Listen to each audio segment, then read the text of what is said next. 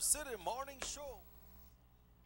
Muy buenos días todos, bienvenidos al Sugar City Morning Show. Good morning and welcome to the Sugar City Morning Show. It is exactly 1 minute after 7 o'clock, a beautiful Thursday morning, 17th of May, here in Orange Walk. Un gran gusto saludarles, compañeros.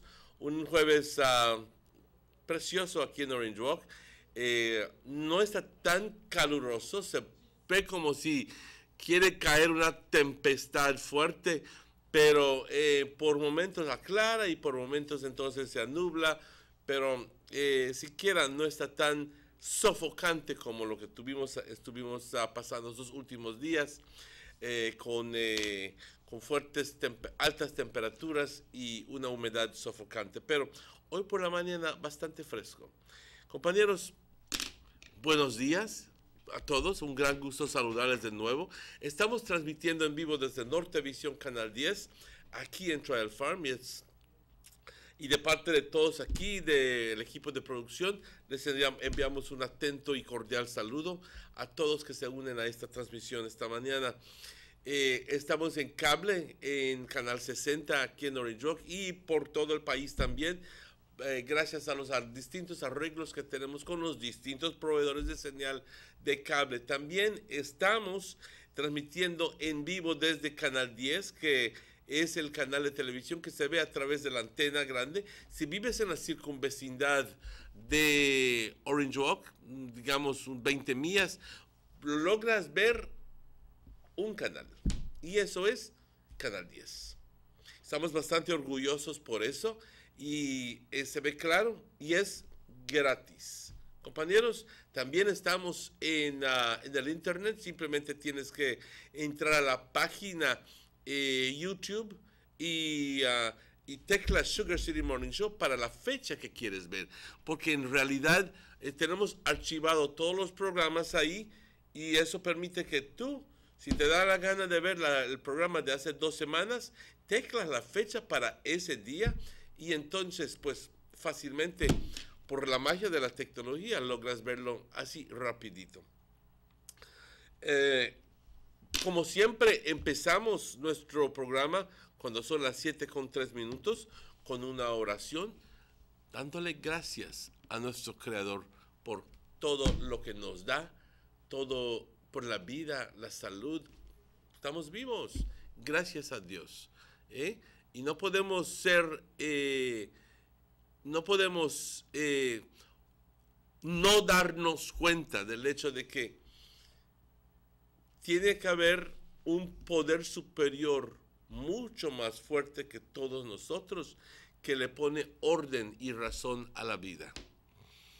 Esto es muy importante, compañeros. En la evolución de tu fe, me imagino que te haces preguntas, y una de las cosas que yo he encontrado es que no debo hacer muchas preguntas. Simplemente para tener mucha paz y felicidad en mi corazón, simplemente necesito formular una fe que me da a mí esa paz. Y esa paz y esa creencia es de que hay un poder superior que me ama. Todo sucede por una razón, y este poder superior le pone orden y razón a la vida.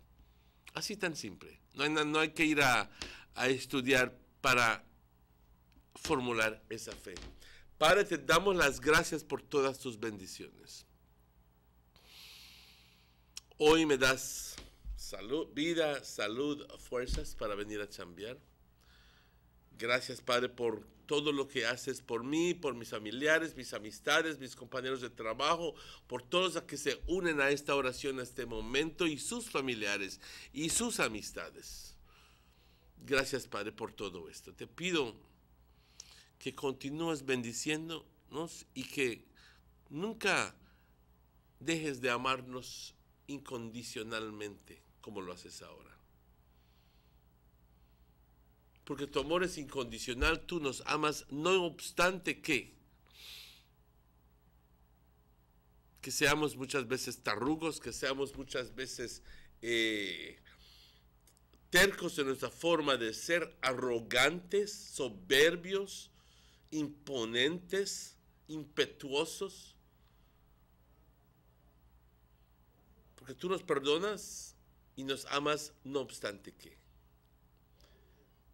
Padre, te pido hoy que podamos ser dignos de esas bendiciones, para que tengamos la fortaleza de poder cambiar y dejar de ser arrogantes y dejar de ser soberbios y empezar a ser más humildes, más generosos, más dativos y encontrar de que la felicidad viene cuando uno está en paz contigo y con nosotros, con uno mismo y con los demás. Te pido, Padre, que ayudes y que cures a los enfermos que están pasando por tiempos difíciles en los hospitales, en sus casas, en las cárceles, donde sea que se encuentren, en las calles. Y también, Padre, que confortes a aquellas personas que recién han perdido un ser querido, que están dolidos, que están con 1000 preguntas. Confórtalos, Padre. Y por todos nosotros, que tengamos un bonito día, exitoso. Te alabamos, Padre, te bendecimos y te adoramos siempre. Amén. Compañeros, son las 7:07. Ojalá y tu día se esté desarrollando muy bien. Hoy es jueves, mañana ya es viernes, así como nada. Y recordándoles de que, bueno, si hoy te estás celebrando tus cumpleaños, que la pases muy bien, ¿eh? Felicidades. O si estás celebrando aniversarios, que la pases muy bien también. Recordándoles de que este fin de semana se celebra el Symposium, Chactemal Mural Maya Symposium, de mañana viernes y el sábado en Corozal, Dreams Convention Center. Así que si te interesa todo esto de los mayas y tanta cosa que nos intriga en realidad todo lo que los mayas llegaron a saber y como tan de repente, como si no existieron, como si todo desapareció, pero quedan ciertas cosas que nos empiezan a indicar de la gran sabiduría que tenían estas personas. Así es, una invitación, Chactemal Mural Maya Symposium, 18th and 19th of May at the Dreams Convention Center en Corozal. Vamos rápidamente a una pausa, son las 7:08. Estaremos de vuelta con ustedes luego de estos cortes comerciales. Vamos a esa pausa.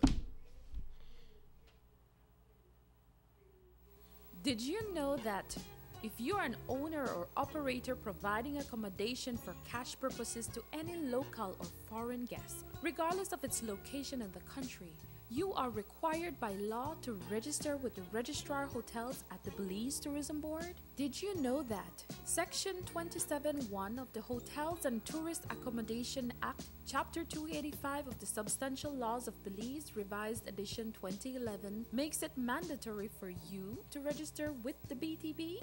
For further information, please contact the BTB by email, telephone, or fax.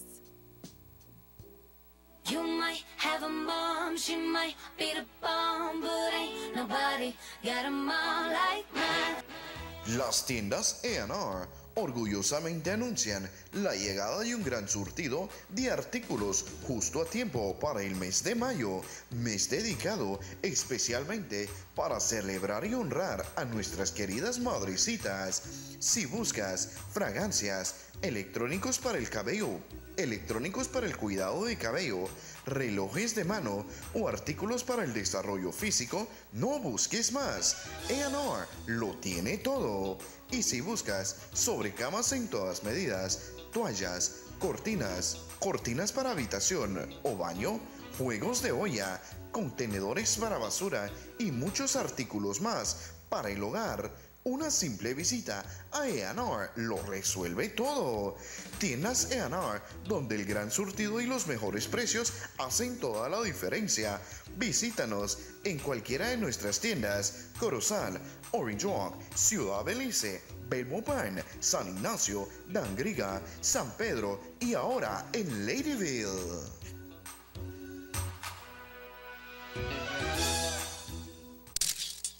Basta.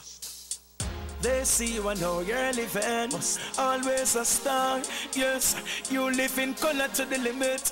Large and in charge, yes. That's why you rock with Buster. Refreshing range of colorful flavors. Always a star, never the audience. You run things never run yours. Yes, you are the life of it, not just a part of it. Your life is never black and white. Live in full color. Buster.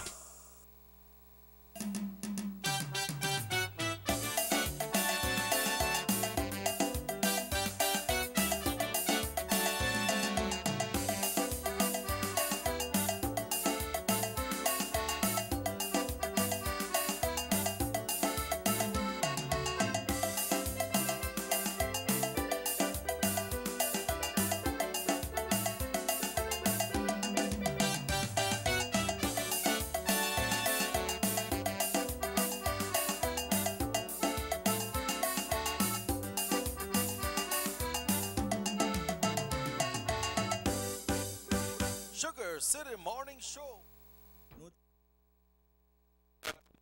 The morning show. It is exactly 12 minutes after 7 o'clock, and it's always a pleasure to welcome Mr. Robert Checky Usher to say good morning and welcome him. Good morning, Checky. Good morning, And Emmanuel. welcome to the show. Thank you very much. Good morning to all our faithful listeners. You know about one song, we got something in there about verde. About you say like this green screen, how you say green in Spanish? Verde. How you say toad or frog in a Spanish? Huh? Un sapo verde. So you could sing that song? El sapo verde? Yeah, because the person got that green shirt too. Uh-huh. Yeah. He just Oh, come in really? there. So today is somebody's birthday here at the studio, You could and sing he this song. has on a green shirt. But the man don't look And like a sapo. The man, Which one of them? Which one of the? Not the sapo or the frog? Which one of the man? no, but you see, there is no distinction between the sapo and the one. There is a sapo and there is a rana, but there is a totally different stuff. No, So if you're telling me about how that this person's birthday is today and this person is dressed in green, Yes. the person is dressed in green, Yes. well, maybe that might be the toad. So who will refer to? Who will refer to? Compañeros, un poquito de humor aquí. No, pero Quiero no, tomar... Ay. Quiero tomar tiempo aparte para saludar a nuestro amigo, el señor Morris, por ser sus cumpleaños hoy. You Okay. not sing this song with? Okay. No, I'm not gonna sing no song. Not even for my most loving person I will sing a song on national television. But I will tell him that from the bottom of our hearts, and we wish him all the best. And sincerely, all the best. Yeah, boy, Marlon Morris, happy birthday. Bogey, the big you up too. But I see one girl just call her just to tell her happy birthday. Mm-hmm. One little girl so he said happy birthday, Dad. You know that who? I imagine must be his daughter. Maybe, Yes, no? the little girl look happy too, boy. I'm sure she is. Yeah. Good morning, boss. Happy birthday, brother. Go take off that green shirt to call this one. Yeah. We'll eat something in a while, pa. We'll eat something in a while. But you know, Emmanuel, it's Thursday, and usually, you know, we have Delvey coming in on Thursday, so the Yes, let's deal with Delvey first. let's right. get Delvey on, and let's not keep back Delvey today. Well, we cool this morning when we come down the road, pa. Very, very cool and nice. Yes. Actually, it was a welcome change. I mean, to all those hot days. Yes, boy. Yeah. You know, according to what they hear out there, it sound like it rain. But that don't mean it rain here, but it rain. So it rain. Hello, good morning. Hello, good morning. Good morning to you, Delvey. ¿Cómo estás? How you doing? Bien, gracias. It's a Dios. always a pleasure to say good morning and to welcome you to this edition of the show. Thank you. Thank you. Good morning. And always looking forward to the inspiration that you have prepared for us. Yes, I'm always looking forward to share. So That is a, and I must big up Delvi all over again, because very few people can actually stand committed that every Tuesday and every Thursday they will have call in and have something to share, to inspire us, to motivate us, to direct our lives. And this is very, very thoughtful on her part, and we want to thank you immensely for it. This man do a lot of things this morning, girl Delvi. He sing one song and he make one lot of mistake. what? Yeah, if he sing the happy birthday song, he say happy birthday. You know, it's not birthday. No birthday. That Morris birthday. Today Morris birthday. Aye. You know. You know Checky already, the trip to Delvi, you know how laddie lad. Yeah. Sing this song, make I hear it. I know. You know. Sing it, Papa. Sing this song. It's the same old song, the same one to sing. I would rather sing this the same old song by Casey and the Sunshine Band.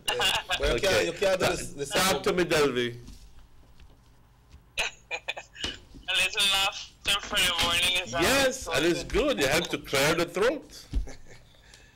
Yes. Free up the mind, All too. right. Free This up the one mind. that I'd like to share this morning is entitled Planted but Not Buried. Ooh, Planted but not buried. planted but not buried. Yes. He sat at the back of the classroom with great big tears in his eyes. No breakfast in the morning, no interest, not driven, and very relentless. He refuses to be consoled. He refuses to even speak. For big boys shouldn't cry. They were built strong and taught not to be weak. But the tears told another story, one that penetrates very deep. That when one complained that the mattress is too hard, he has nowhere to sleep. When one murmurs about tagging along a little brother, he has 7, no dad around and the moms around the bend. But he sat at the back of that classroom, taking in whatever he could. And right at the doorstep of his eyelids, more tears stood. When one complains about the food not being nice, among 7 is shared a pound of rice. When one complains that the shoe fits too tight, he doesn't even have one that seems to fit right. But God looks after his children. He fills them with hope and his grace. Let the little children come unto me, and I will wipe away the tears from their face. Now he sits in an office, wearing the suit and tie. Frowns have turned into smiles. No more broken tears from weary eyes. For of us are sitting planted, are waiting to the rise. Still, for God promises a harvest, but him has to take it forth in each and every land. Planted but not buried. Something happened at the last verse. I did not catch it because there was a break in the transmission, in the reception, really. But I get the gist of the poem, and I want to say that this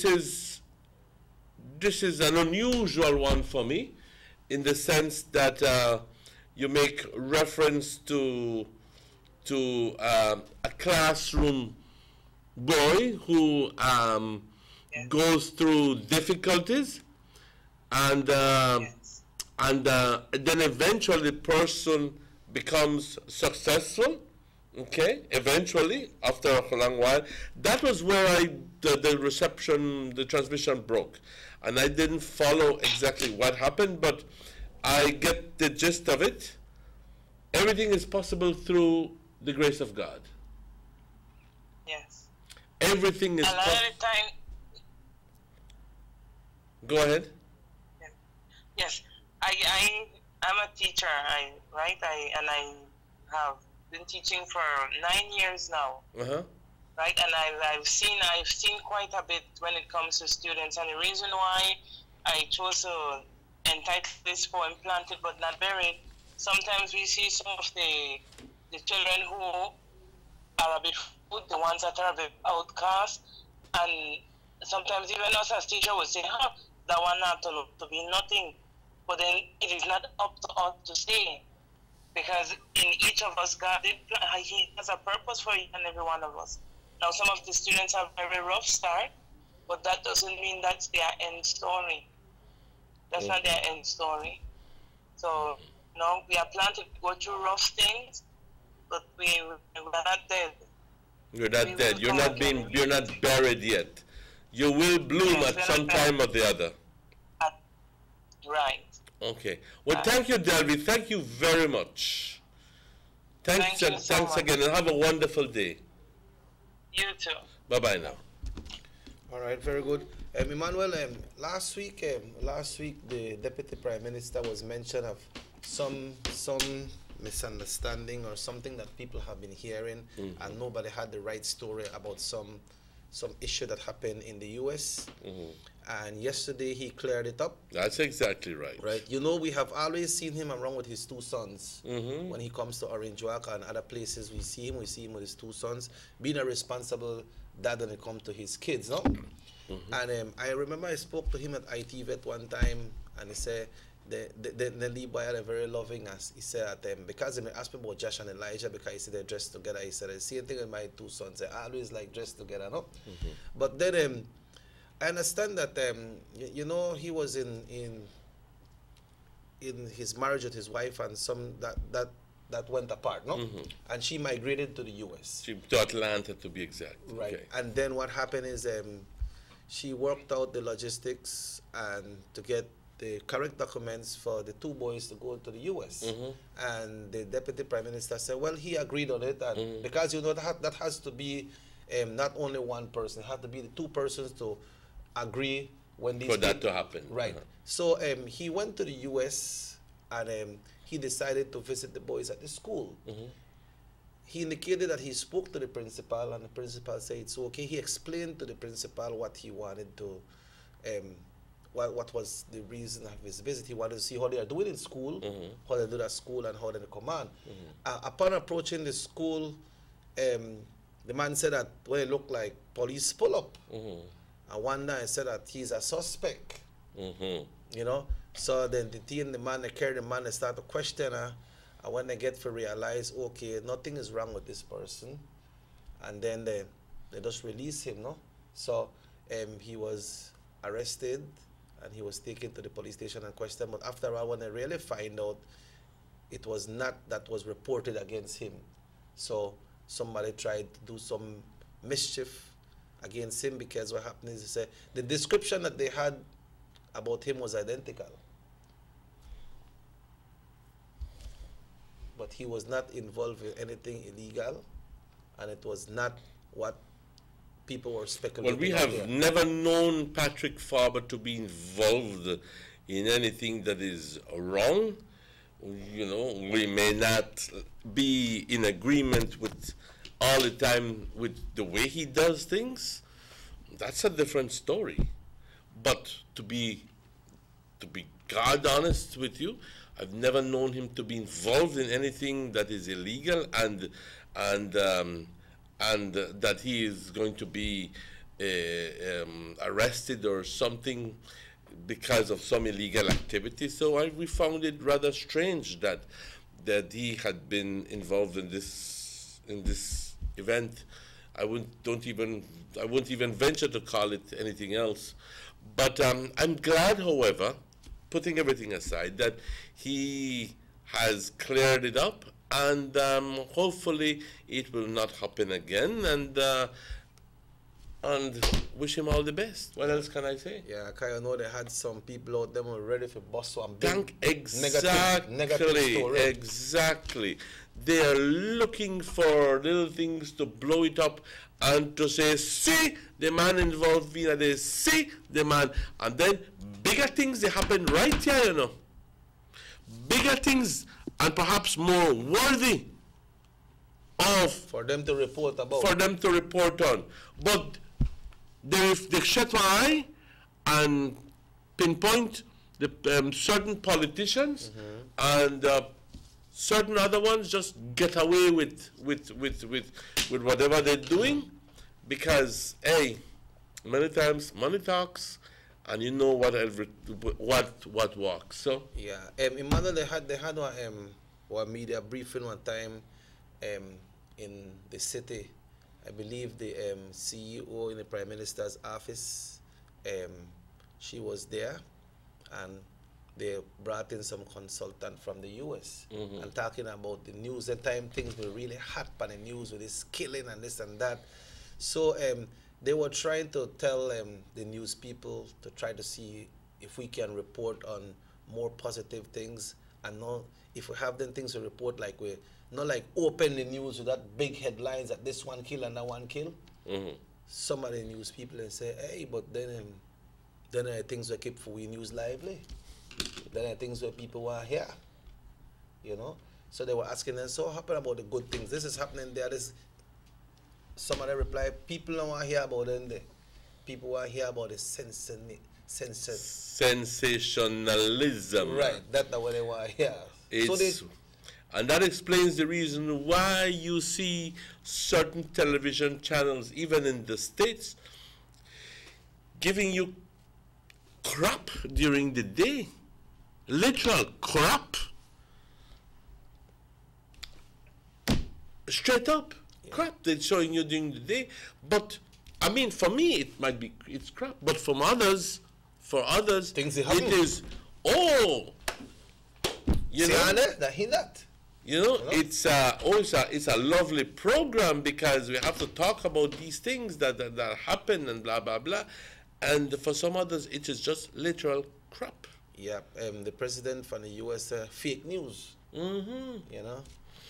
But apart from that, Emmanuel... But it's so true that people radiate towards sensationalism, and you may hear, because you're shush, you know, and you're just like how I get her. Yeah. No, but mind you, it done around, head, tail, foot, everything else.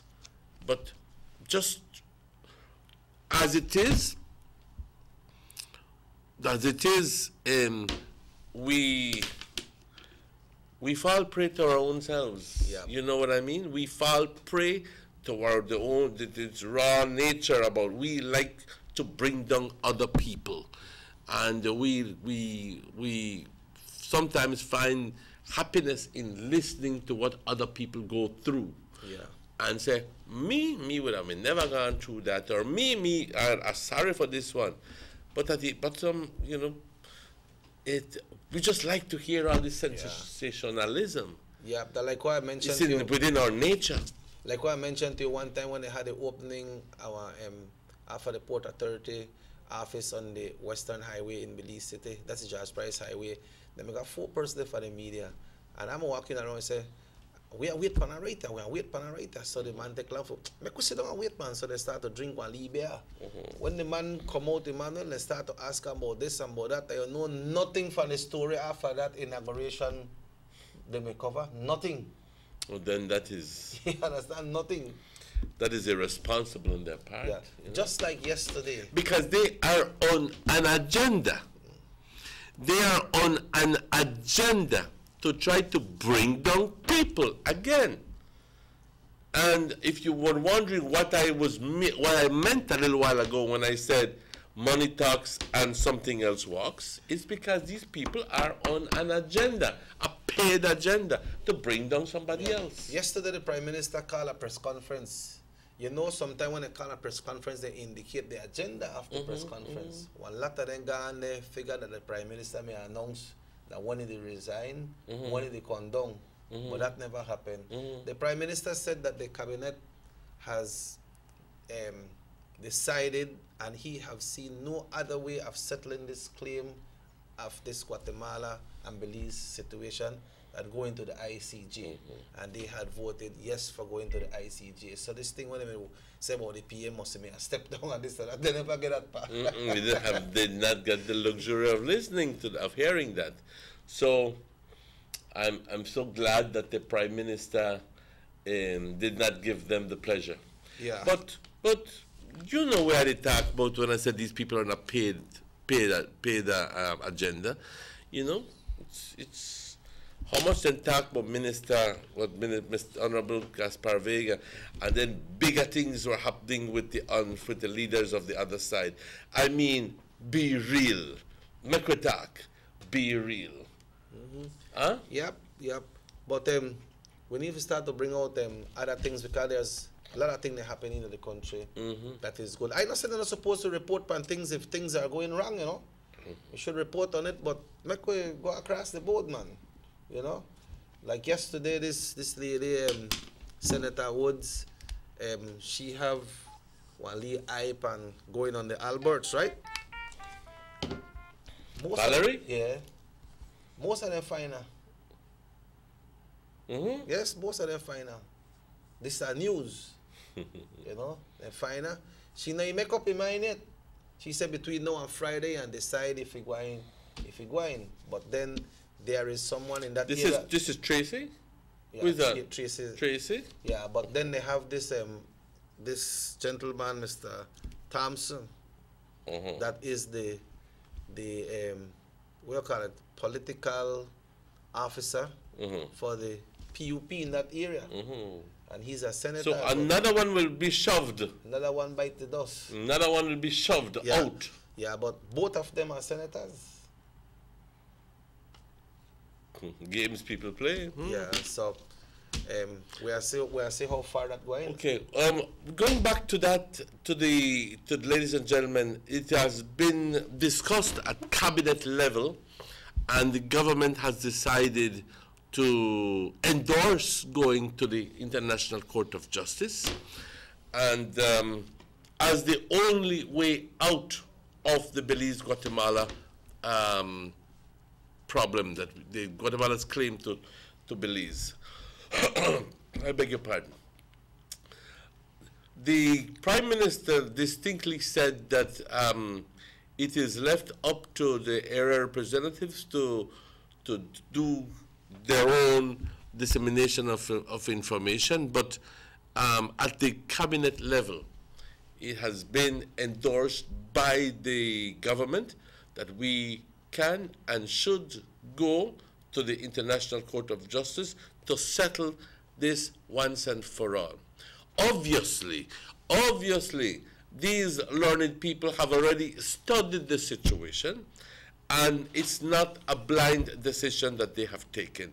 It is an informed decision that they have taken based on the legal opinions of people, and they feel very, very comfortable about going to the ICJ, and that's why they are endorsing it.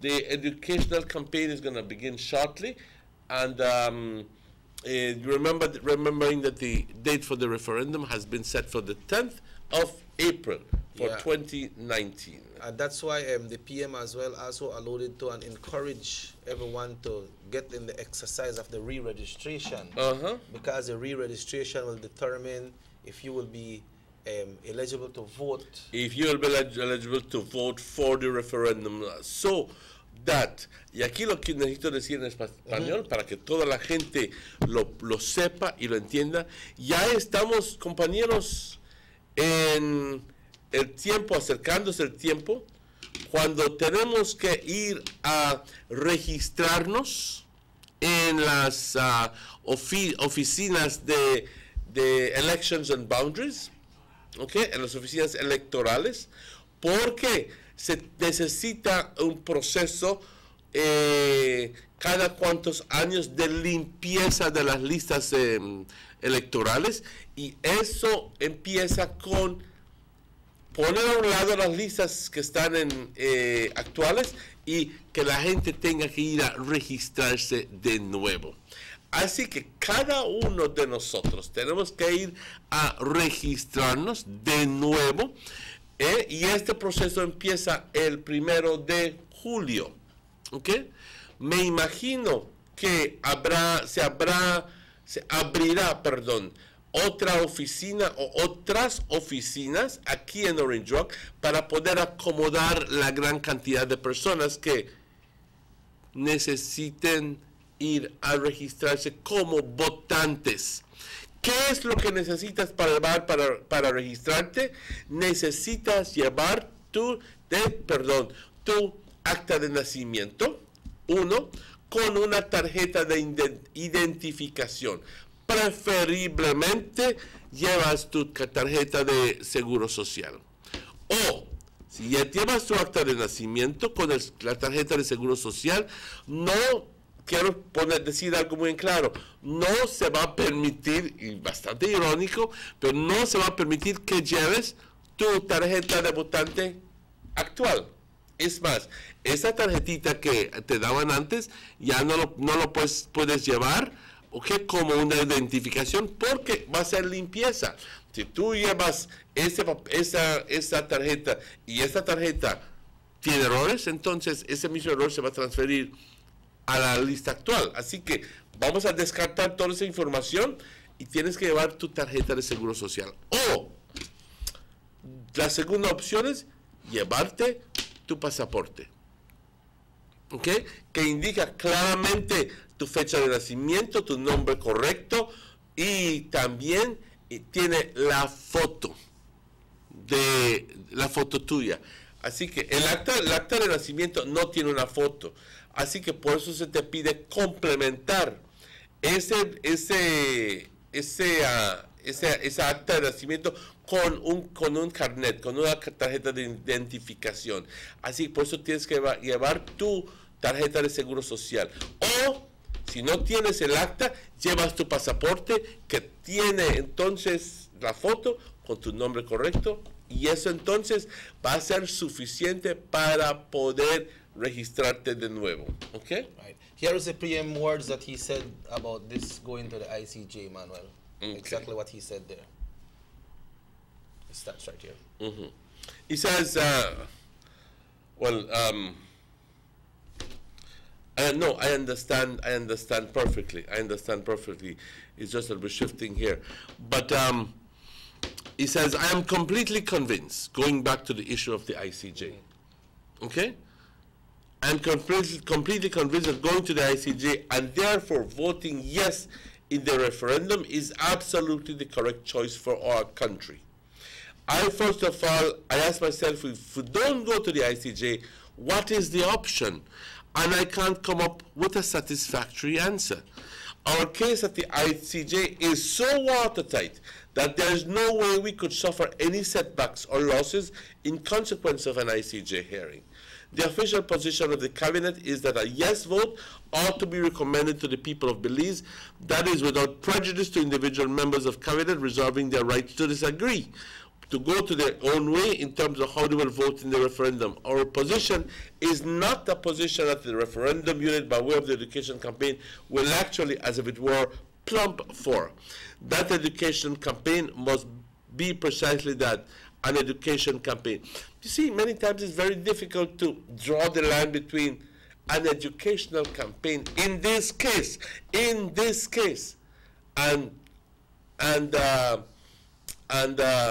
actually rooting for a yes vote.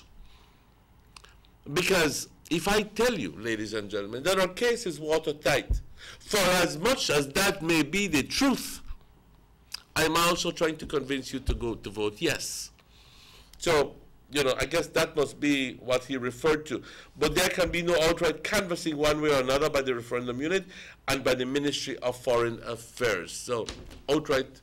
So, they have a hard task in front of them, because you have to tell them the truth, and at the same time, that cannot be construed as anything as canvassing for a yes vote. So, but like I said, it's very difficult to draw the line between one and the other. Yeah, and as you were talking about the re-registration, Emmanuel, it's going to be a long process, but in a very short time. Mm-hmm. Yes, and like I said, the re-registration process is obviously, that has to come first. So we have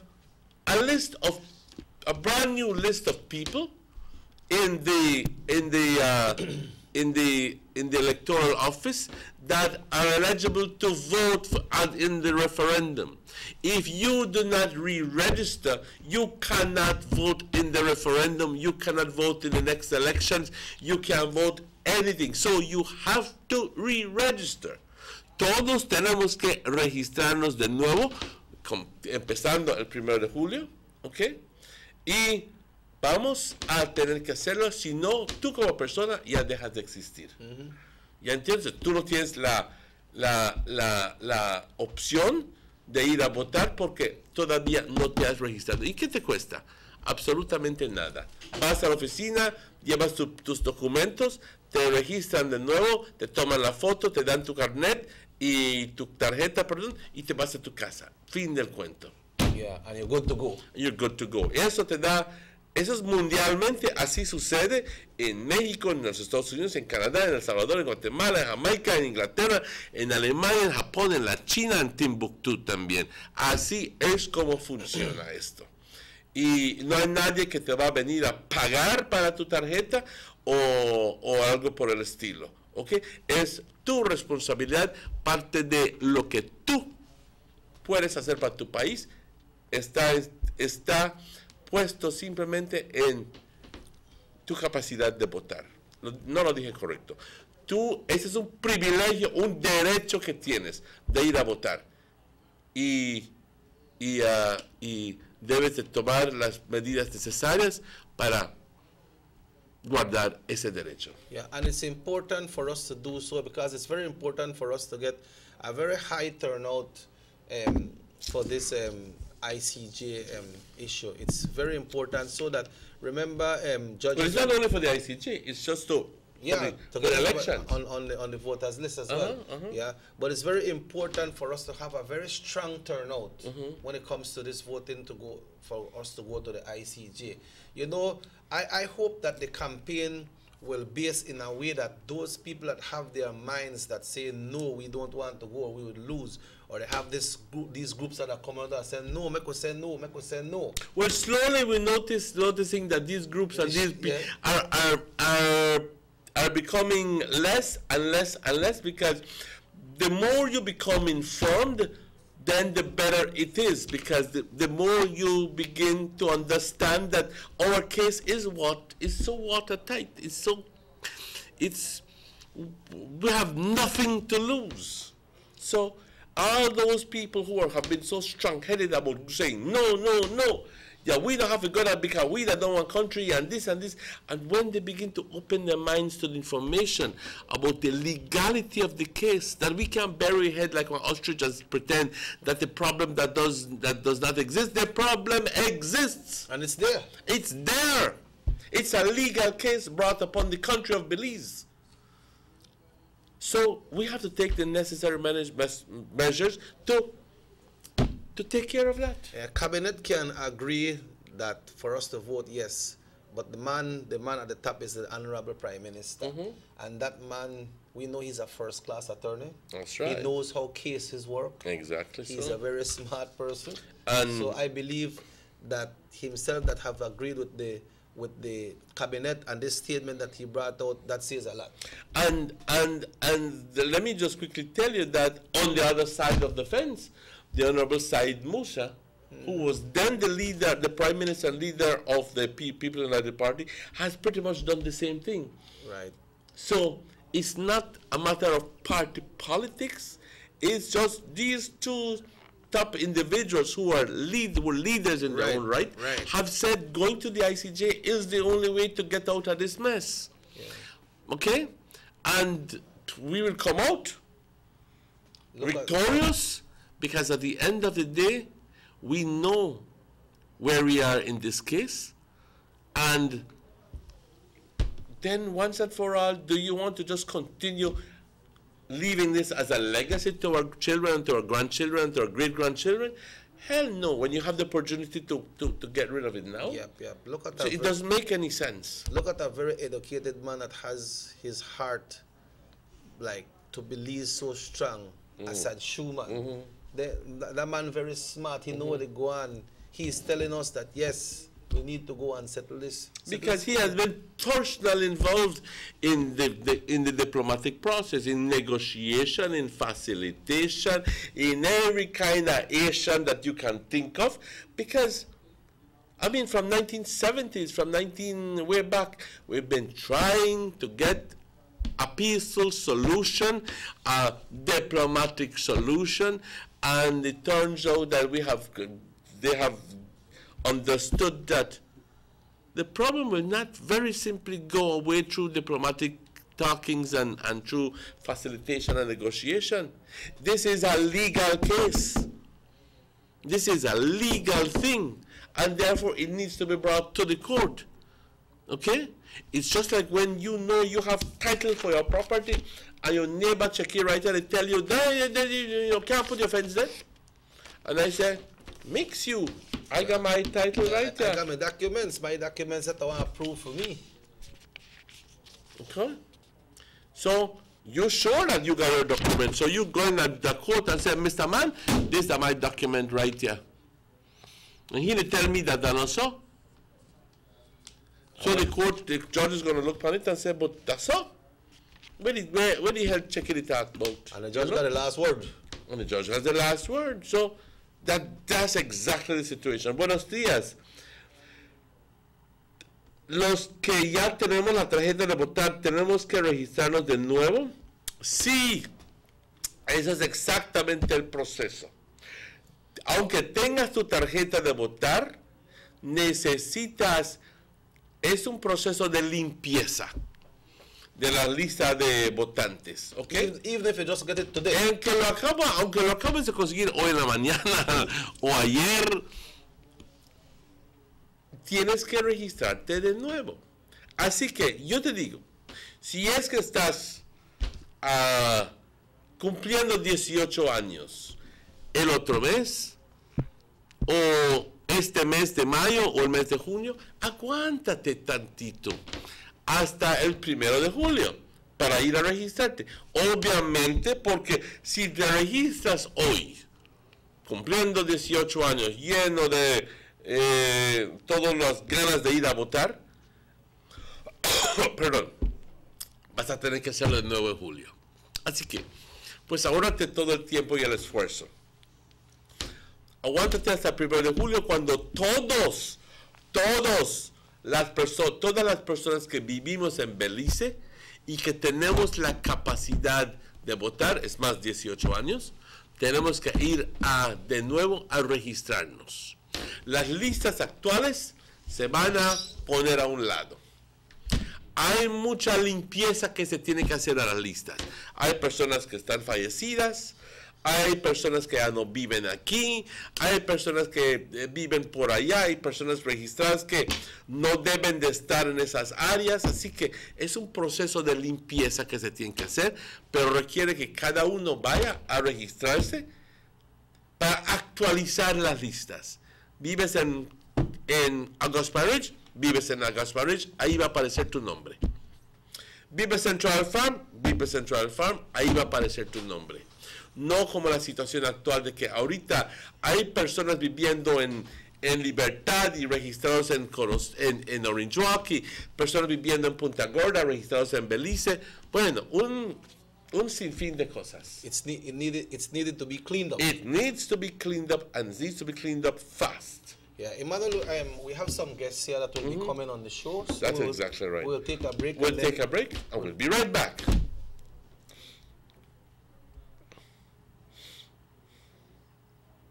Freshly extracted local honey, perfect for today's dessert. And these locally produced onions, they are just the right size for my popular onion rings and hamburgers. And these cuts of sheep lamb, also grown locally, are just perfect for my succulent barbecue. When I think about my family's health, I buy local products first. After all, they are fresh and healthier. And if you do the same, you're shaping a brighter future for your community, your family, and yourself, as local spending circles back to you. Remember, when you buy local products, you are building a better Belize. This message is proudly sponsored by the Food and Agriculture Organization, European Union, Ministry of Agriculture, and Belize Marketing and Development Corporation. These sunny days are here, and whether it's for a picnic or in your kitchen, you need the meat. Gillette's Meat Shop proudly offers a variety of juicy cuts such as processed meats, ham, bacon, salami, longanisa, and sugar cure ham, just to mention a few. Enjoy our meats in beef, pork, and mutton. So for that healthy cut your family enjoys, visit us at number 18 San Antonio Road in Orange Walk from Monday to Friday, 7 a.m. to 12 p.m. and 1:30 p.m. to 6 p.m. Saturdays, 7 a.m. to 12:30 and 3 to 5 p.m. Sundays, 8 a.m. to 11:30 a.m. Place your orders at 322-3486 or 322-2175 or even 610-4061. Send us an email at derekgillett31@gmail.com. Gillette's Meat Shop, fresh and processed meats. Ay, qué rico.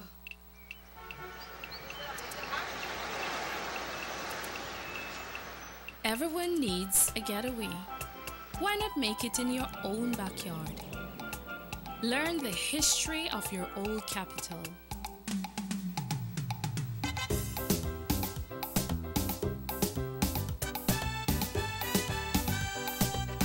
Or venture out on a road trip to experience the village life and be captivated by nature's wildlife, culture, and food.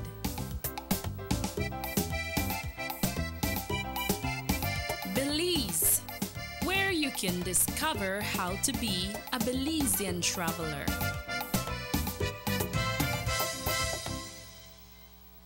A high school basketball showcase took center stage at the first ever event to take place in the historic state-of-the-art Belize City Civic Center.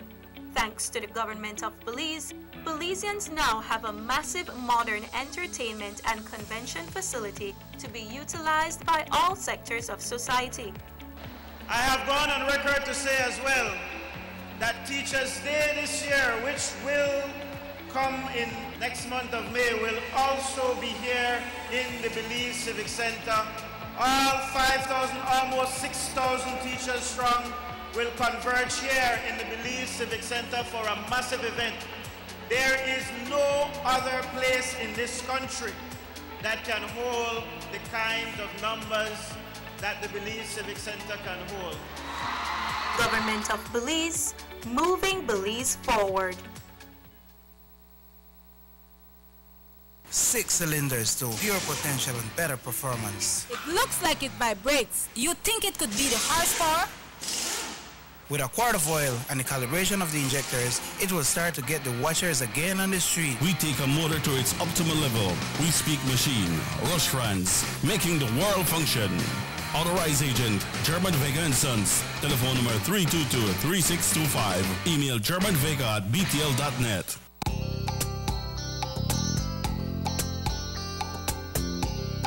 Everyone needs a getaway. Why not do it in your own country?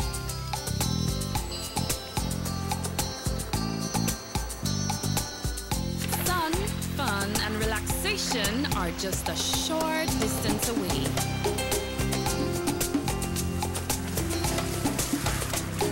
Have a taste of barefoot living, or enjoy the sounds and taste of an authentic Garifuna village.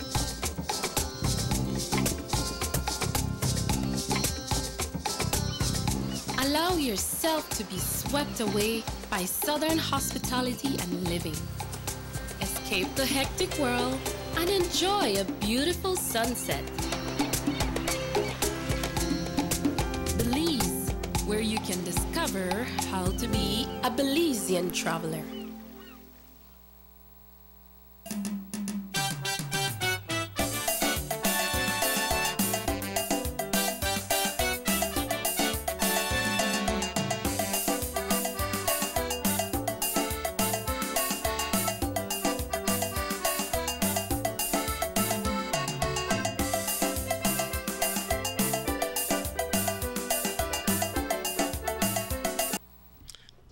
Welcome back to the Sugar City Morning Show. Buenos días, si nos acaban de sintonizar, bienvenidos de vuelta. Welcome back to the Sugar City Morning Show. Today we have the privilege of having Mr. Tyrone Chimilio, who is the Communications Officer for the Belize Solid Waste Management Authority. Mr. Chimilio, it's a pleasure to have you. Good morning, and it's a pleasure to have you. During the break, we were talking about the topic that you'd like to discuss this morning, Solid Waste Management 2. And I was suddenly at a disadvantage because I did not know what Solid Waste Management 1 was. So can you talk? I know that we have to lay the platform first of what has been done and then what you want to do. Introduce what the topic of what you want to do as Plan 2. In a nutshell, what was Solid Waste Management 1 about? Okay, well, let me take a step further back, and I have to emphasize the fact that the Belize Solid Waste Management Authority is underneath the Ministry of Agriculture, Fisheries, Forestry, Department of Environment and Sustainable Development. The Solid Waste Management Authority, we are in charge of safe disposal and transfer of waste within the country. So in a broad scope of works, if you notice, we deal with safe transfer and disposal of waste which is received at our transfer station. Now, Solid Waste Management Project 1, the first project that we did was that we had closed down open dump sites within the Western Corridor, which is... You closed down open dump sites within 4 municipalities. We call them the Western Corridor municipalities, which was Belize City, San Ignacio, Santa Elena, which also serves Benque, San Pedro, Benque, San Pedro, Kikaka, and Boroboom. We had some savings, so we constructed a transfer station in Boroboom. So currently we have 5 working transfer stations, and at the transfer station now, a transfer station is different from having an open dump site. Now, at the transfer station, it serves as an intermediate point from the community to the transfer station where we do the screening of waste, and the residual garbage now is transported to the sanitary landfill for final disposal. Now, the regional sanitary landfill was built in Solid Waste Management Project 1. The regional sanitary landfill is different from having an open dump site. An open dump site has no control. So if you notice, you have the garbage, you have flies, you have dogs, the wind come up, the garbage goes, you have fires. So you have no control in an open dump site. It's a birthplace for infection. A sanitary landfill is way different. A sanitary landfill have the environmental controls so that you don't create this negative effect on the environment. So, for example, at the bottom of the regional sanitary landfill, we have something called liners. To the bottom, we have a geomembrane, right? We have something called geotextile. Then we have a drainage layer, which is the river stones. We have some pipes to the bottom of the landfill, and then you have the garbage. So when the polluted liquid called leachate is being produced by the garbage, we have some pumps that are submersed, and it pumps that polluted liquid into what we call a leachate treatment ponds that we have adjacent to the sanitary landfill. Then what we do, before the waste is coming, we weigh the garbage before it's disposed in the cell. So, for example, in Belize City generates about 59 tons of waste per day. San Ignacio is about 25 tons. In San Pedro, sometimes it's about 25 tons, sometimes it's about 20 tons. In Kikaka, it's about 70 tons per day. 70? No, 7 tons per day, sorry. In Boroboom, it's like 5 tons per day generated from those transfer stations, which goes to the regional sanitary landfill. So you would have approximately about 126 tons being received on a daily basis to the regional sanitary landfill for final disposal. So within that aspect, that's basically project 1. And I know you might look at it, and I always tell this to people, because if you would travel to these areas that we have transformed or remediated those dump sites, it's totally different. It's like night and day, from having all that smoke, all the drunkards around and what have you, to a more clean environment. And within the transfer station, and I need to make mention of this because I got ahead of myself a little bit, is that the transfer station, when we talk about we screen waste, the recyclable fraction that comes within the transfer station is removed by the people that we call the recyclers. The recyclers were persons who actually worked at the dump site informally, and what they collect was what they made a living from. So what we have done, plastic bottle, aluminum cans, copper, glass, paper, whatsoever could be recycled, extracted to be sold. Yes. What happened is that the recyclers now, they don't work for the authority. The recyclers continue to work for themselves, but they work in better working conditions. So we provide the PPEs, the protective gears, the boots, the gloves, the masks. We make sure that we do occupational safety and health training for them, first aid for them, just to ensure the safety within the building. And of course, we're dealing with waste, and it's a little bit hazardous. Can you quickly just go through the areas that were affected by the first part of the program? You said Belize City, corridor. the Western Corridor, which is Belize City, San Ignacio, Belize City up to San Ignacio. Yeah, Belize City, San Ignacio, Bengavejo uses the transfer station there for San Ignacio. We have San Pedro, Kikaka, and one in Borough Boom. So we have 5 working transfer stations. 5 working transfer stations. Can I assume that the second part of the program is an extension of this program that incorporates then other areas? Yes. Now, Solid Waste Management Project 2, we're going to construct, we're going to firstly close 6 dump sites and construct 6 transfer stations throughout the country now. So it's going to be the Northern Corridor, the Southern Corridor, and in Belmopan. So we're going to close down the open dump site in Corozal, Orange Walk, Belmopan, Placencia, Dangriga, Punta Gorda. And we do it by phases. So it's international competitive bidding, so we have them by phases. Corozal, Orange Walk being 1, Belmopan, Dangriga being 2, Placencia, Punta Gorda being 3. We have already tendered for the buildings of these transfer stations. The project is for 5 years. We want to have these buildings up and running by 2019, which is next year. So we're hoping, sometimes I have issues with the weather and what have you, but the project is being implemented. We're already moving. So I'm here to speak about the transfer station that we're going to be constructing here in Orange Walk. And let me make this clear that when it comes to the building of these facilities, we have to work very closely along with the municipalities. And each and every municipality in this country have a waste management challenge. It's not an easy sector to handle. Nevertheless, infrastructure-wise, we have been making strides in terms of waste management in the country.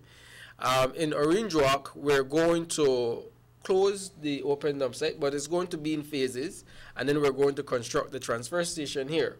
Now, the transfer station that is being built is different from the ones that we did in the first project. We're going to have 2 floors. No. The first one, we only had 1 floor, and we had a front-end loader that would then take the residual garbage through the hopper into a trailer, then off to the regional sanitary landfill. Did you want to? Yes, I wanted to just quickly interject there. Yeah. And I want to just make it absolutely clear that you're not a garbage collector. No, we don't collect the garbage. You are not a garbage collector. You dispose of the garbage after it has been collected by the relevant authorities. Yes. Am I right? Yes. So if the relevant authorities do their job, you will be filled with a lot of garbage. Exactly. If they don't do the job or don't implement the laws, as it were, then you'll be short of some garbage. And you'll also find that some dump sites will still be used for dumping garbage. Exactly. Just the other day, I was up by my estate here on the road, and I found out that, for God's sake, it was being filled with another garbage, the roadside. What measures can there possibly be put in place to avoid that kind of situation? Would it be within your purview, or would it be the purview of the Department of the Environment? It's the purview of each member of these municipalities, including the relevant authorities such as the Department of Environment and the Belize Solid Waste Management Authority. The laws, they're disfragmented, of course, and DOE have the teeth in the law to penalize persons who are caught illegally dumping waste. I have to make mention of the fact, if you have an area which is concentrated for waste management, for a disposal site, it has to be sanctioned by the Department of the Environment for that to be a sanctioned site for you to dump waste. If it's not sanctioned by the Department of the Environment, that's what you call an illegal dump site. I recognize, of course, there is a challenge that you're facing with illegal dump sites within this area. It is challenging, and it's not an easy task to curb, because human behavior takes some time to change. And what I want to send to the residents of this area, if you don't, say for example, we have a transfer station and we would like for people to be able to use this transfer station, which should curb those illegal spots. I like to highlight before I continue though, within the transfer stations that we're building, one of the key ways to make it work is that we'll be long hauling waste from Corozal, Orindra, Punta Gorda, Dangriga, Placencia, Belmopan to one central location for final disposal. In this project, what we want to promote is voluntary recycling. So it means now we want to have two waste streams. Regular garbage, which is the residual garbage, and then the recyclable fraction now being separated at the households, institutions, and businesses. Now, that is very important for the success. So you do that at home? You'll do that at home. Voluntary. It's not a mandatory thing. It's voluntary, and we want people to participate. But people have to understand the importance of participating. I think off air we were speaking about the issues when it comes to improper waste management, and that directly affects the health of your community. For example, in fact, way back in the days, they used to have something called, I think in England there was something called the bubonic plague. Where you had a lot of infestation of rats and because of improper disposal. Even though we are not affected by something as huge as that with technology and whatnot, it still doesn't take away the fact that if you have illegal dump sites within your community, you never know what could happen if someone, for example, puts something that is a contagious type of waste, that you make a mistake and you get in contact with that and it begins to spread. It's not far-fetched, you know. The reality is that if you do practice improper waste management, it could come back and haunt your community. Another thing sometimes I know... Case in point, maybe even radioactive material. Yes, all of that does play a role. But it comes back to something very important when it comes to waste management. People think that garbage is just garbage, but do not understand that garbage is a resource. And resource recovery is very important in waste management, because like they say, another man's garbage is another man's treasure. So imagine now, if we're talking about our first transfer stations where we collect the recyclable fraction of that waste, we want to recover more recyclable material, so we need the communities to understand the level and the efforts you have to put in. As a developing nation, as a developing country, we don't expect our citizens to practice the same behavior for the next 5, 10, 15, 20 to 100 years. We have closed these dump sites, constructed transfer stations, and we want people to understand the level of significance and the role that they play. How successful was the first part of the first project of the project was great. You know, we have made long strides in terms of having those open dump sites, in terms of managing those sites. Have you seen a reduction in those areas of open dump sites? Yes. Significantly? Significantly. It doesn't mean that it doesn't happen. It still does. Okay. But Mm-hmm. people now know that they have a facility that they could go to, which is far better than having an open dump site. And plus, in terms of having these illegal sites, there has to be some level of infrastructure to guide people to have that belief or to have somewhat of how to call it, a pride within them that is not going to be a common practice in having these illegal dump sites, because I know that is always the issue of the fees or because once you have a collection issue, you'll have an illegal dump sites. If people don't see the significance of keeping the environment clean, you'll have these issues. I do believe that there must be some sort of legal framework behind it. There's always a legal framework behind all of these things, but penalizing people is not always the solution. People just have to be disciplined in terms of how But they how you handle. discipline them if not through penalties? No, good question. I think sometimes it takes us back to the argument of punishment over discipline. People who are disciplined don't need to be punished. People who are undisciplined need to be punished. So, so we might look at it. We might look at it and think the penalties might work, but not necessarily, because when no one is looking, that person will still throw that piece of garbage on the ground. Take my vengeance and just pitch this on the ring to see me. Exactly. But that person needs to understand the significance of why proper disposal is important Is for that your very community. simply called education and appeal to It's the called conscience? education, but it doesn't mean that education changes the behavior. So, of course, we are making a huge effort in being in the schools and having the young generation, because I always think it's an issue of we just want to do the same old, same old. We want something different, but we don't want to necessarily do different. And we have to emphasize to our citizens, to our neighbors, you know what, it's very important for us to keep our community, and I will hold myself accountable, and I will hold you accountable. And that's the thing about when you want to have improved waste management practice within any community. It doesn't mean that it's going to be an overnight thing, but culturally, if we could emphasize once again the culture being a Belizean, is that we keep our nation Will clean. this be accompanied by some sort of campaign? Yes, we have our campaigns that we're going to be launching, and we want to directly have people start to understand that waste management takes a lot of efforts, and we want to recover as much resources, the recyclable fraction of that waste, than to see come to the sanitary landfill. So with the introduction, with that, just before we go into the break, but with the introduction of this second part of the solid waste management project two, yeah, we should begin to see reduction of open sites. Let me speak to that. Having the infrastructure and creating the transfer station is a buy-in from the municipality.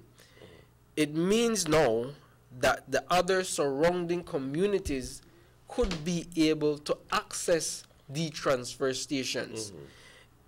We have to work closely along with the village chairmen and the local administration of those surrounding villages within Orange Walk, and send these, like we will have these messages out. That is where the legal framework to get the community to buy in, to meet with the different stakeholders here in Orange Walk, and to have people practice proper disposal practices.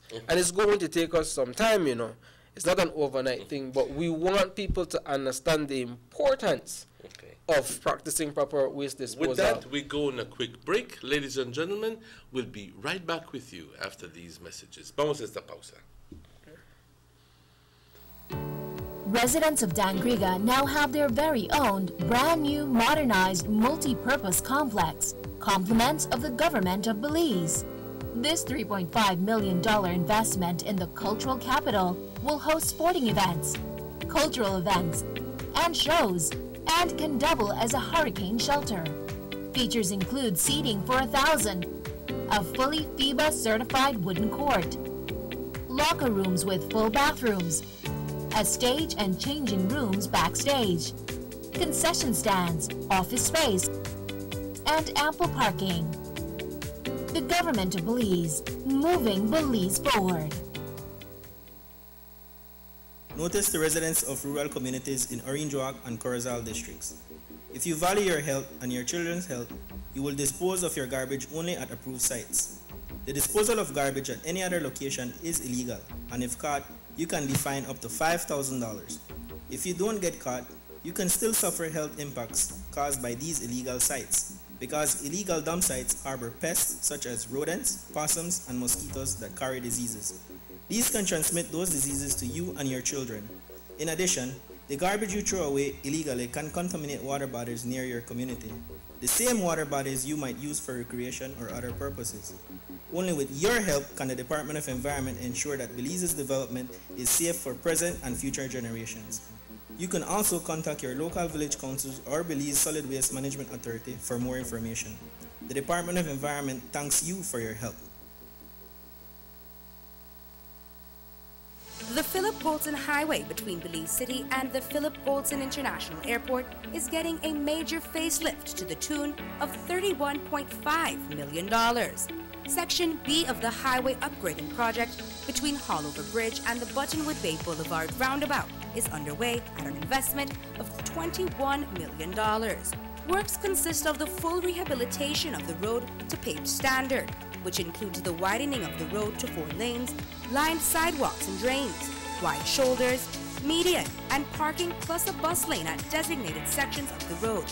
LED road lighting will be installed along with road safety features such as signs, reflectors, and road markings. The project will also facilitate in the improvement of underground infrastructure for the public utility companies. The government of Belize, moving Belize forward. Hi, I'm Judy Hua, and I'll let you know about my DigiNet experience. It was so easy. Literally, they just asked for a few things like my ID, they asked for my address, and they even asked me questions that how could they improve their service. I won't lie, I'm a social media holic. I would surely recommend it to my friends, especially when we're doing our FaceTime calls or WhatsApp calls. You know, our calls won't get dropped. See you guys in a bit then. For my professional side, well, I do television, so for me, we have to download a lot of files. We have to ensure that when we receive them, we check them before it goes on air, and DigiNet has made that experience easy for me. I have the 5 meg plan, which is wonderful because it's only $69. So I'm really glad that they did the promotion in my area in Kingsport. I was the first one to sign up. Available in San Pedro, Northside Belize City, Ladyville, Belmopan, and now Orange Walk. Coming soon to Placencia. You have an 8-cylinder powerful engine disguised as an aluminum alloy that spins at 8,000 revolutions per minute. Goes like this. You think it's a turbo? No, with a cleaning of injectors and a change of oil, you will run more efficient, my friend. For those who understand the engine like it talks to you, we speak machine. Rush France, making the world function. Authorized agent, German Vega & Sons. Telephone number 322-3625. Email germanvega@btl.net. Maintaining steadiness, consolidating stability, advancing growth.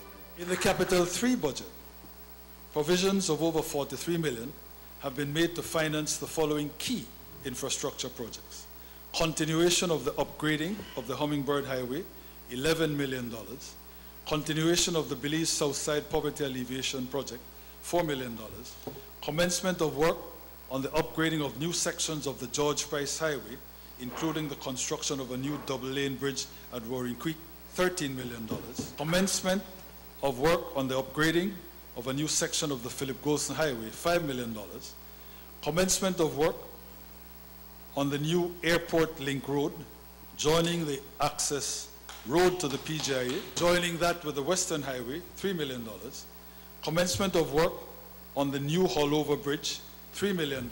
And commencement of work on phase 1 of the Caracol Road project, $4 million. In addition, provision of $9.5 million has also been made for projects in the education and health sectors and towards our vaunted poverty alleviation programs. Mr. Speaker, I should point out that as we have done in all the years since taking office, we will again be financing our capital program wholly from concessional sources provided by our international development partners. We will not be borrowing any funds on commercial terms. These are the investments that will continue the transformation and continue to bring the jobs to lower even more the unemployment rate and lift lives and the economy. The government of Belize, moving Belize forward.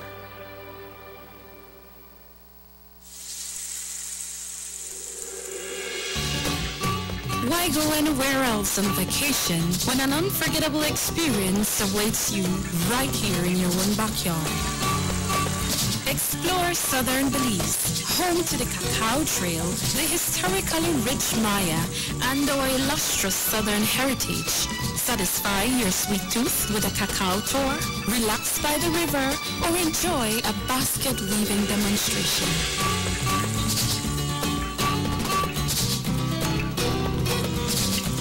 Stop in for some delicious southern food. Come and enjoy some good old-fashioned southern hospitality. Belize, where you can discover how to be a Belizean traveler.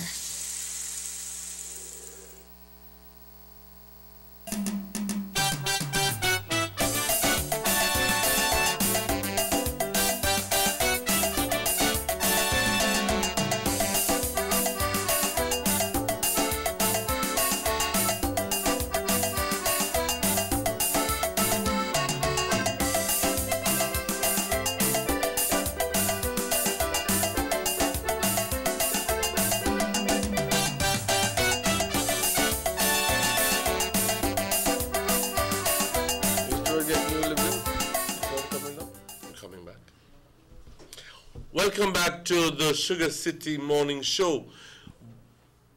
Bienvenidos de vuelta, compañeros, al Sugar City Morning Show. Today we have the privilege of having Mr. Tyrone Chimilia, if you've just joined us.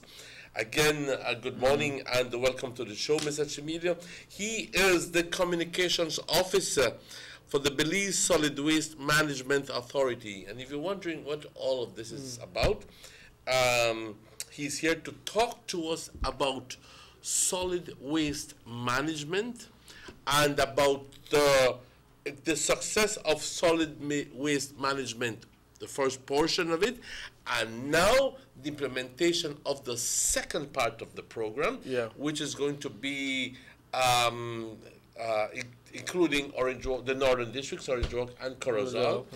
But before we went on a break, Mr. Chimilia, we were talking about, for it to be successful, what needs to be in place? Okay, before I get to that, I'd like to emphasize that both projects has been financed by the IDB with counterpart funds from the government. So Solid Waste Management Project 2 is 10.2 million, 10 being from the IDB and 200,000 from the government of Belize. When it comes to having the success of the project, of course, like I explained, it needs to have a buy-in, meaning that the local municipalities, for example, you have been telling me about the issues you guys face right here within this municipality. We have to look beyond just the issues of open dump sites.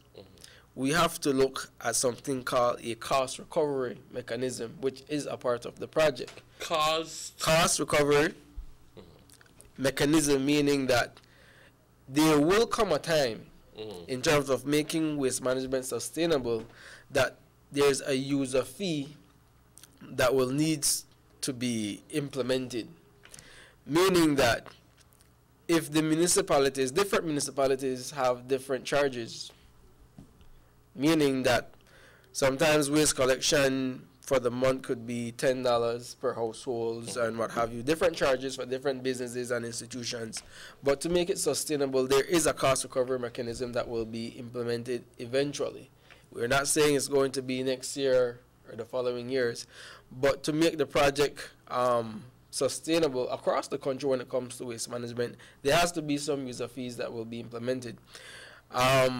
With that being said, there is a consultancy being done to revisit revisit user fees. In the first project, we had user fees across the board. Something like we're talking about charges that we would like, you know, but for right now, as it is, it's not something being implemented. Right now, currently, the Solid Waste Management Authority is operating these facilities. Right now. First, it was operated by a Mexican firm called Pasa Belize. Unfortunately, they couldn't handle the contract, so now the government has stepped in, so now we're actually operating these facilities on a day-to-day basis. So now coming back in terms of having the project being sustained, since we're going to long haul waste from these different areas, we just want first a buy-in from the residents here. And we work closely along with all municipal bodies when it comes to having these transfer stations, and of course when it comes to the aspect of waste separation at households and different institutions and businesses, is that we want people to see how valuable it is to have proper waste management being practiced from that standpoint, because it's very important. We could look at that, and we could look at the aspect of illegal dumping. There are things that I believe that could be done to curb illegal dumping. First of all, if we could start to look at collection. Once you have the service being provided within the local municipalities, it's very important that people are adequately informed that we have a collection service and people need to subscribe to that service. If you're not subscribing to that service, sir, ma'am, where is the garbage going? Where is your garbage going? It's easy to find over the fence into my neighbor's If it's not yard. being collected by Mr. John, then you're doing something illegal. That's why a little while ago, but permit me to just interject there, then there must be some sort of legal framework behind the whole thing. Now, just let me put this into perspective, ladies and gentlemen. The garbage will come from the local authorities, from, say, the municipal here in Orange Walk, from the Orange Walk Town Council. The garbage will come from around the surrounding villages, the Trial Farm Village, the Palmar Village, Champagne Ridge Village, Tower Hill, and other surrounding areas. But it'll also come from large businesses or entities within this area. Okay? What legal structure will need to be placed just so that all of these people send their garbage to the transfer place or take their garbage to the and in the event that they don't, what kind of penalty, given the fact that you have already gone on an educational campaign telling them about the benefits of adhering to the program, but what kind of penalties would be in place just so to avoid the creation of more illegal landfills, dump sites? The current illegal dump sites, like I explained before, it's a partnership that we would have to work with the community and the Department of Environment. And how do you plan to develop that partnership? No, that's the thing. I cannot speak on behalf of the Department of Environment. What I could say from the aspect of the Belize Solid Waste Management Authority, we are advocates for proper waste management. And of course, we have our solid waste technicians and myself that we work closely along with various communities. If the most important thing right now I think since you're mentioning the issues that you are facing here currently, is that there needs to be more advocacy, and I think myself, the Department of the Environment, have to be present, and we have to be able to meet with the local community and other relevant stakeholders to address this matter, to curb what you're seeing there. If there's an adequate disposal site that is not an adequate disposal site that can be used to avoid where that current waste is going, then that should be used. And you have to channel persons to ensure the fact that they're using the adequate and appropriate site being sanctioned by the Department of Environment, meaning that we could have seminars to have ticketing officers, and you could have more voluntary persons to watch over the area, take a closer look to the area, and charge people if necessary for them to stop dumping in that area, put up some signs. What I can't understand is why is it that some people just cannot see through the health hazard that exists right close to us here. And not only to us, relative to us here, but relative to the people living in this community. And we have a large community, San Lorenzo housing site, right next door. Okay? Which is part of Orange Walk town. And you have maybe 500 people living in that area. And the health hazard that exists, because we have on this tower, on the transmitting tower, on any given day, 50, 75 Jankro. Just to wait for somebody to dump some sort of dead animal, because they're used to that. They radiate around this area because they're accustomed to people dumping dead animals in this area. But the thing is that if you were to pass there during the day, man, you can't take the stench, and the people who dump it, I can't understand why is it that they don't notice that the problem that they're causing. You know, the thing about it, people will use what they can. If that's the means of disposing, that's their concept, that's it within their mindset, that's the way how they're going to dispose, until the relevant authorities create that infrastructure and that guideline in terms of how we're going to interpret the situation and how it's going to be dealt with eventually. But the village council has a the village council law is very clear. It says every village council should impose a fee on its villagers and create and be able to pick up the garbage and so forth, but people refuse to pay. Now you see, there's always that challenge. It's not an overnight thing. I always emphasize this. It's a challenge, but eventually you have to meet those challenges when it comes to waste management. To create that infrastructure takes advocacy. It takes people to see the importance and the relevance of having proper waste management.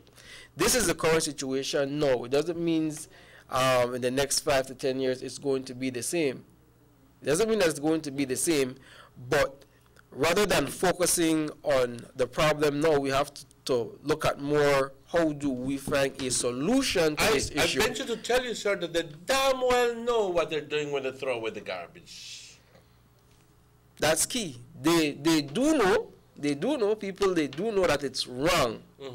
But then that behavior, if it's accepted and tolerated, then it would continue.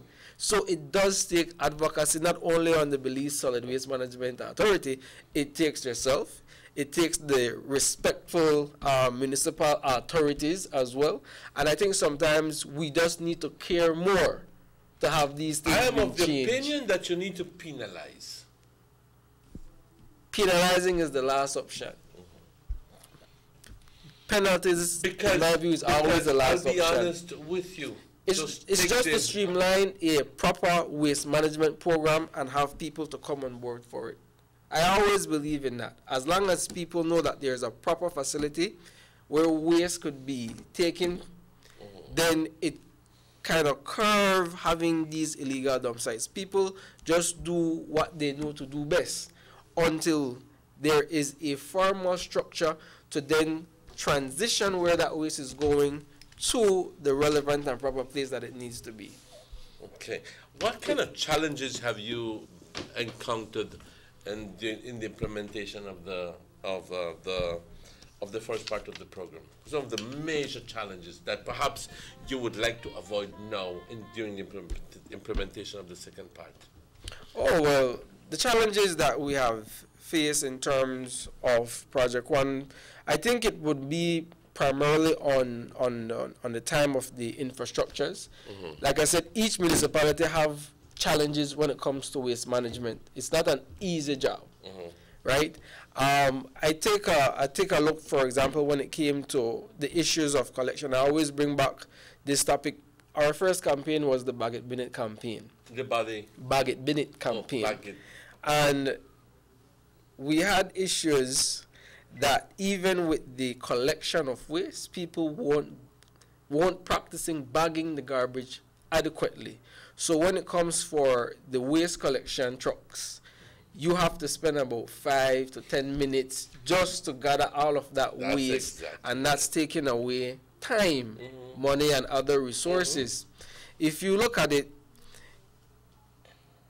when you talk about having your waste being collected and you don't bag that waste properly, then someone has to come and take their time, clean up that area, put it in the truck. You're wasting a lot of time, you're wasting a lot of energy and resources. Hazard. Exactly. Because the person can easily be cut by a can of corned beef that is left open, or can become infected through some sort of gaseous material, or perhaps even having to deal with the stench. No, you see, you might, and then if you don't have adequate bins, you have these large, big bins, and you have to go and pick up that, and it's painful. It's getting people to that the job that person is doing is very important, and many times we just look at it as, it's very important for us to look at the service that person is providing. Because if that person doesn't show up to collect your waste, boy, you have a problem. So it's really for us to change that mindset in terms of how we look at personnel in waste management and waste management across the board. People think that waste management is just picking up the garbage and throwing it away. No, it's beyond just that. Because you have to look at the fact that if you continue to have an issue, say for example with improper waste management, it directly affects your community when it comes to health. It's affecting you.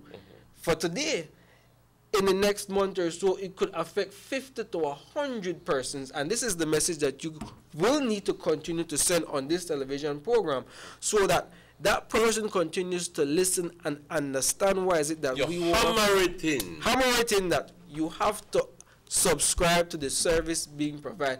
You know, I think when you have residents within a community, you have the householders, and you decide as a group of 15, 20 persons and say, look, man, we the practice illegal dumping. Just one person could say, you know what, maybe somebody have my trailer, just like you explained to me the last time, hold a neighbor accountable and say, sir, pay the man the $15 and make sure we stop go and dump over. So eventually, if that the only person who to do it, you have to stop, because you're the only one who to practice this nasty habit. So it really becomes pressure. You know, it becomes pressure on you, the person within the community. When will the second portion of the program begin to be implemented here? It's already being implemented. It's already being implemented. Yes, we want to complete these facilities by 2019 and have them operational. All transfer stations throughout the country operational. The Chantharidge dump site? That would be closed down. That will be closed down. Eventually. So what will we do? Eventually, yes. What we will do, we'll close a portion as we continue to construct the transfer station. When the transfer station is completed, then that site will be closed down permanently. So we won't have any more major dump site within Orange Walk. It will be a transfer station. what is worth mentioning now, if we're able to secure funds, we'll be able to have something called drop-off centers, which will serve the urban villages and the rural villages, meaning the farther villages within the other districts. Yes. Because one of the problems that some of the villages face is the thing that they do have their service garbage collection, I'm sorry, but after they do the collection of the garbage, what in the world they do with the garbage? Yes. And they have been trying to appeal to the Department of the Environment or to the whatever relevant authority to try to designate an area as a landfill. Now that goes through a process. Yes, that is a process. That's a process. So the whole thing is just it's a tedious, time-consuming, and sometimes often frustrating process. So you go like, man, I kind of worry about them people, and then they got me up and down to Belmopan, and in the meantime, what do I do with my garbage? So for them to have drop-off points in the villages would be a very good idea. It's not only a good idea; it's going to come eventually. It's going to come eventually. It's not an overnight thing, but one of the things, like I said, I know that there is a need for more advocacy in waste management. I know sometimes it's very difficult for persons living within a community, especially if you want to see adequate waste management practices, within you will need the help of the relevant authorities to implement anything when it comes to having people to change their behaviors. I'm not saying it's an overnight thing. I know it takes some time. But the fact is that you know what the problem is. The important thing is to continue to find a solution. And one of the things is that the community needs to be held accountable, and you, within that community, the community need to come together and say, you know what, we need to find a solution. We need to have a social contract within this village to say, this is how, whichever village, this is how we're going to deal with our waste management, than to leave it just to the chairman. That's one of the problems, man. Just leave it to the chairman. No, man, it doesn't work like that. We have to, even within my community where I live, in my village, we have those challenges, and we have to come as a community I was just literally taken aback, and I nearly cried the day when I was on the vehicle going to the Mexican border, and the bus was coming across from Mexico into Belize with Belizeans, okay? And all of a sudden, as soon as the bus came out of the immigration area and the customs area, you saw chips, the bags coming, flying out of the bus. You saw bottles flying out of the bus. You saw all garbage, the plastic bags being thrown out of the bus, as if there was no regard whatsoever, as if there was no law whatsoever, as if the whole country was a dumping site. Because they realized that they couldn't do it in Chetumal, because they were going to be penalized. Yes. It's a lack of enforcement. Why is it that all of a sudden, as soon as you cross the border, you can think that the entire country is a garbage dump? That's the cultural mindset that as Belizeans we have to change across the board. We have to marry our people to this beautiful land. I get, it irritates me when we say, oh, you need to become true Belizeans. True Belizeans, exactly. And once you are a true Belizean patriot, this is what we practice. Firstly, proper solid waste management. We have to have people to buy in. That's the proud behavior that we have to have when it comes to cleanliness. And it's something that we have to continue to Civic Pride emphasize. project ever since I was in my Rotary Club 17. I'm in a tender age of 17, 18 years old. And believe me, we went to every single school in the Orange Walk community. And we were advocating for civic pride.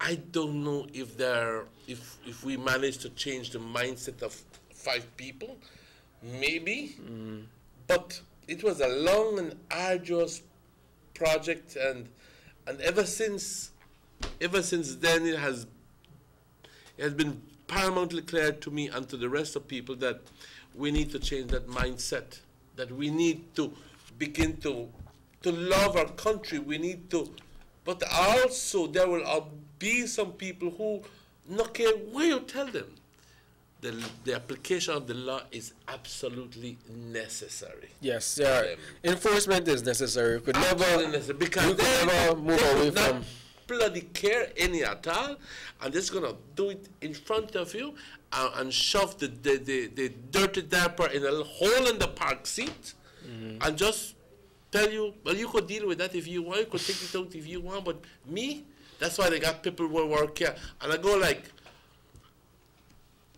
wow, what kind of mentality is that? You dirty the place because they say, because there's somebody who cleans it anyway. Yeah. And I can't understand that, ladies and gentlemen. I just can't fathom the idea of you're going to just throw your dirt because there's somebody who cleans it anyway.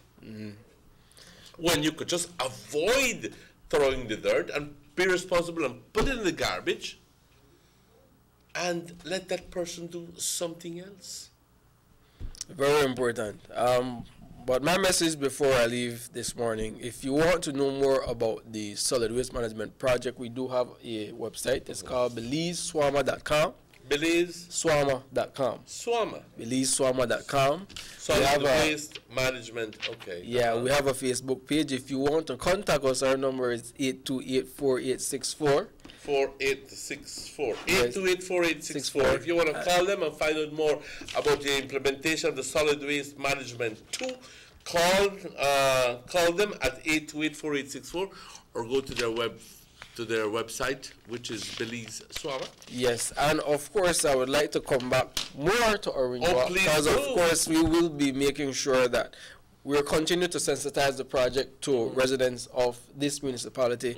And of course, I'll be in the schools. We'll do our best to talk to more stakeholders, the hotel owners, the grocery shops. Do our best to have our faces to some of these village meetings and what have you, just to work along with the community and to emphasize that we just want people to practice proper disposal practices and to refrain from illegally dumping your waste where it is not supposed to be. We have to emphasize civic pride as Belizeans, and I would like the residents of the Orange Walk district to make sure that you practice proper disposal within this municipality, because we want to make sure when we travel through Orange Walk, it's a clean municipality. Do you have any plans to put up signs, brochure, or give out? Yes, those things are coming along. You know, put them on the side of the main supermarket. On buses, it's coming. So it's you're coming going to be along. having a campaign. Yes, we're going to be having a campaign, and as we continue to roll out and launch the campaign, I'll be right here again. Once I'm invited, I'll be right here. Well, once the invitation again. is out. Sir, Okay. you can come. All right, thank you very much. Okay. Well, I want to thank you, Mr. Chemilia, for being here with us. And you have any callers for the program, usually? Callers? Yeah. Oh, yes, we do. Okay. 302-2170. Okay. They're listening. Okay. They're listening. They're listening. They're listening, and they're listening quite seriously. But we had really with that announced the number to call, so we can understand. But I want to thank you again for being here this morning, and extend an open invitation to you, sir, for whenever you want to come back. Because, like I said, we here on San Lorenzo Road have been victims, literally victims of the wrong disposal of garbage for the past umpteen years. And with the stench and all the health hazards and everything else, and what we haven't been through, only God knows. But we've been to Public Health Bureau, we've been to all of these places, and unfortunately, it has fallen on deaf ears. It's very important for me to tell you, I want to wish you all the success with the project. Yes, sir. Thank you And very the more much. you become involved, I think the more you understand that the legal framework is, for me, is absolutely necessary, because if you try to, and you're not supposed to throw it away there. You have to suffer for doing that. You have to be penalized. That is my view after so many years being involved in that thing, you know. But again, sir, I want to thank you. Thank you as well. And I'd like to thank the production crew. And I'd like to thank Morris, Rahim, and Chequi. And I want to thank you. Quiero darle las gracias, compañeros, rápidamente en español. Quiero decirles de que hemos tenido la presencia del señor Tyrone Chimilio, que es la persona encargada, el personal encargado para comunicaciones, más la persona encargada para divulgar información acerca del proyecto. Lo que están haciendo es, cuando se trata de la basura, no a nivel de aldea, no a nivel del municipio, pero ya luego que el municipio y las aldeas encuentren un lugar donde tirar su basura, ¿ok? Ese lugar entonces está bajo de ¿cómo que diría? La orden de este departamento, y para poder implementar, poder poner en vigor ciertas leyes que rigen acerca de cómo disponer de la basura. Es más, si es que este lugar está causando problemas de salud, entonces se va a cerrar ese lugar donde el tiradero de basura, y entonces se va a poner en su lugar un lugar donde esté mejor organizado, donde los riesgos de salud sean mucho menos, tanto para el trabajador como para la persona que está tirando basura y para las personas que viven en los alrededores. Así que estaremos escuchando, pero detrás de todo esto se necesita un respaldo legal, que toda aldea, todo municipio tiene su derecho de cobrar. Hay ciertas personas que no quieren pagar, y al final del día pues se va a poner bastante interesante en el futuro cuando todas esas personas tengamos que ser verdaderos patriotas. Vamos a tener que aprender a amar nuestra propia nación y dejar de tirar basura por todo lado, porque al final del día es un peligro para todos nosotros. Así que de nuevo, gracias al señor Tyrone Chimilio, pero a ustedes, compañeros, a ustedes que han estado con nosotros. Estaremos teniendo al señor Chimilio más luego durante siguientes shows para mejor explicar todo esto y los avances que están haciendo. Así que hasta entonces, compañeros, les doy las gracias. We want to thank you.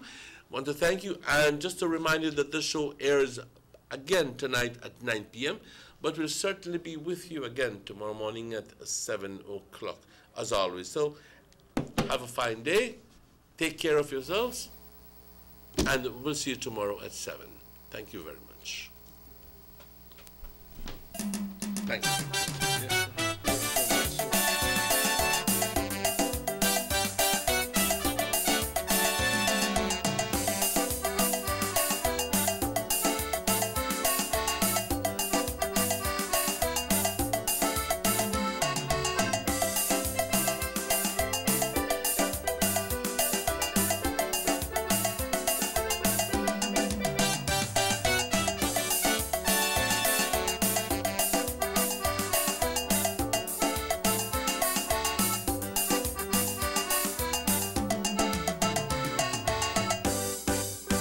Sugar City Morning Show.